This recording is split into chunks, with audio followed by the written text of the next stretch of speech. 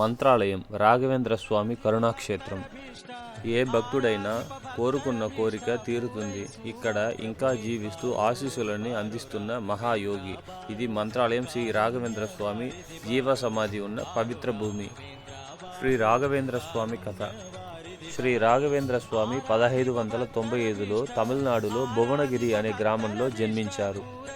ఆయన అసలు పేరు వెంకటనాథన్.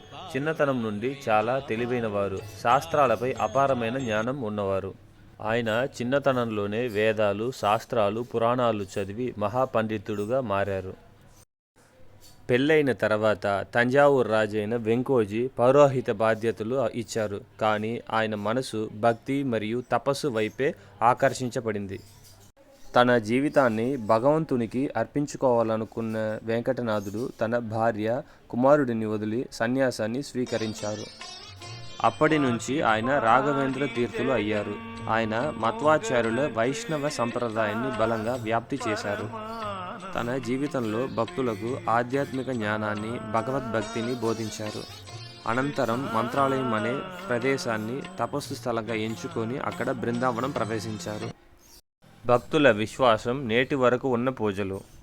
మంత్రాలయం శ్రీ రాఘవేంద్ర స్వామి శ్రీ రాఘవేంద్ర అని పిలిచిన భక్తులకు వాళ్ళ ఇబ్బందులను తొలగిస్తాడు. మంత్రాలయంలో జరిగే సేవలు మరియు పూజలు. ఇక్కడ జరిగే ముఖ్యమైన పూజలు: సుప్రభాత సేవ, పంచామృత అభిషేకం మరియు అన్నదానం. మంత్రాలయం చేరుకునే మార్గం: రైలు మంత్రాలయం రోడ్ స్టేషన్లో దిగాలి. బస్ బెంగళూరు, హైదరాబాద్, చెన్నై నుంచి చాలా బస్సులు ఉన్నాయి.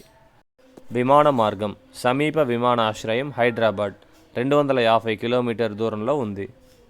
మీరు ఇప్పటి వరకు మంత్రాలయం రాఘవేంద్ర స్వామి ఆలయానికి వెళ్ళున్నారా అంటే కమెంట్లో మీ అనుభవాన్ని పంచుకోండి.